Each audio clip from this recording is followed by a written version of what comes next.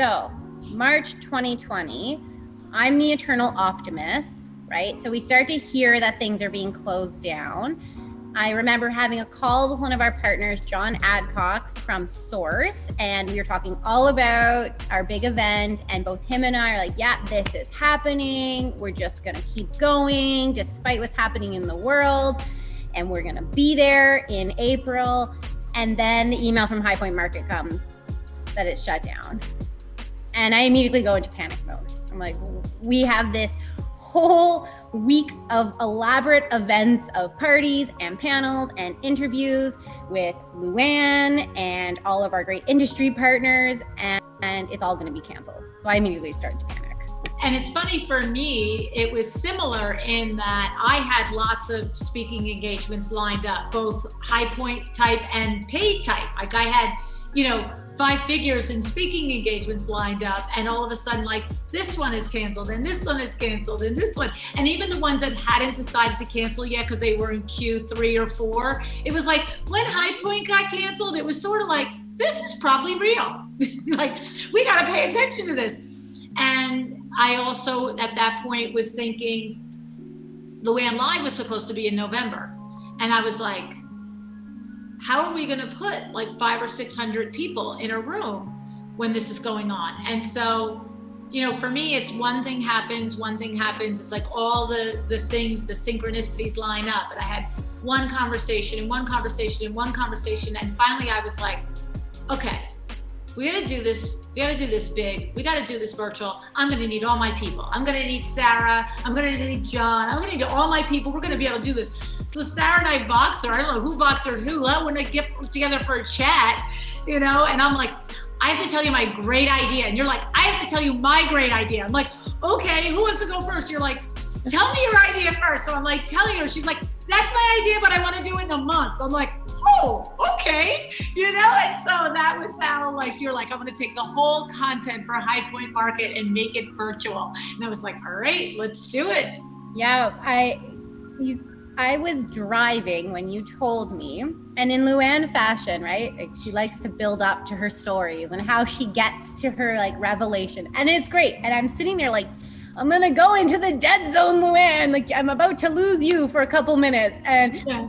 I know we're gonna say the same thing, but I don't want to interrupt. I love the build up, and I do remember where I was, and when you told me, I was like, yeah, we got to do this. We have to take this thing virtual.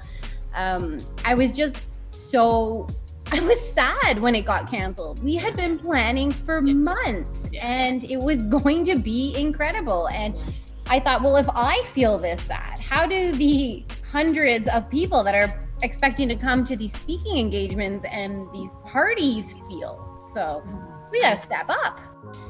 The response from the community who was helping us build this was incredible. Like, they just, what do you need? How can I help? Yes, I'll be there. I didn't get a single let me think about it or a no.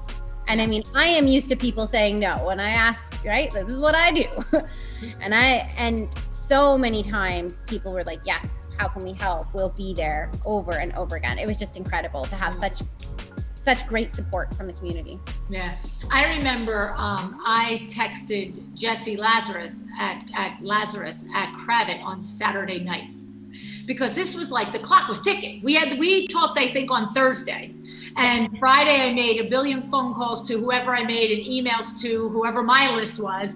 And by Saturday I was like, oh my gosh, I haven't reached out to Jesse yet at Kravit. And I'm like, Monday we're gonna hit the ground running. We need to know. And I was like, are you gonna text him on Saturday night? And I did, and he was like, I can't imagine why we wouldn't be in, but I do have to run it by the others on Monday. And then I think, what did he, by 10 o'clock on Monday morning, he was like, yep, we're in, right?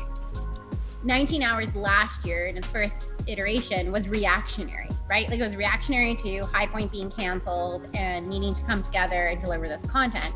And because it was so well received, we knew that we have to do this again. Like, it's just not an option. Like, we knew right when it ended, we got to do this again. And remember people asking us, let's do it next week. Yes. Next week, 1 month. How about in the summer? Ugh. Like, yeah. How about next year? Like, we'll come back and we'll do it bigger and better, right? So So originally it's reactionary. Now it's about fulfilling what they really need, what we've learned, and delivering content that is truly, truly important to helping their business not just survive, but also really thrive this year, right? Like that's what our goal is of 19 Hours 2021. Well, the truth is that, you know, the interior design, residential interior design industry has fallen on the right side of a horrible thing. I mean, every designer I speak to is slammed. WindowWorks is killing all records from 40 years worth of records. I mean, we are slammed. And so what happens is, it's a new problem. It's, you need content and you need help and education on how do you grow a business that's running down the road at 100 miles an hour? Like, how do you manage it? How do you onboard more people in that environment? And so it's still because of the pandemic, but it's a different set of problems that we thought we were going to be in. And then, of course, there's no question our colleagues that are in hospitality, that's not the same for them. Our colleagues in hospitality are dramatically impacted by the pandemic in a negative way. So it's a very interesting thing, to see how something externally that's so big and so huge and so monumental has literally just sliced and diced certain sectors and chewed them up, and then our sector is just literally flourishing. It's a good time to be in the industry, right? But just like last year, we're still looking for, although we can get together a little bit more, we're still looking for that sense of community, that sense of I don't know what the right word is, right? Like we want to learn from one another. We need that camaraderie, right? Because events aren't the same as they used to be. And I feel like 19 Hours really proves something, because when we're live in an event, that's great to spend time face to face, but only select people can come under normal circumstances, right? You're still not going to reach the bigger community of people. So even as things continue to improve, there's still going to be a need for virtual events, right? Like this isn't going to go anywhere because we had attendees. What did we have? Over 4,500 attendees. And, they weren't just from the High Point area, right? They're everywhere. They're from Canada. Yeah, we have 200 people in a room at a panel at High Point, and we're like busting at the seams thinking this is amazing. But, that's 4,300 people that didn't get to come. Exactly. And so I think we have to look at, good between the bad, right? And so what did it teach us? Well, there's a need for this. Like some people are getting Zoom fatigued. I get that.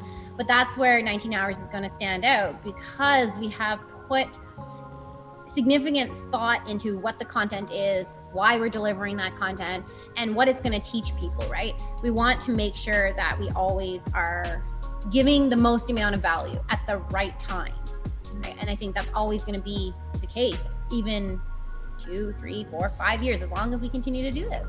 Yeah.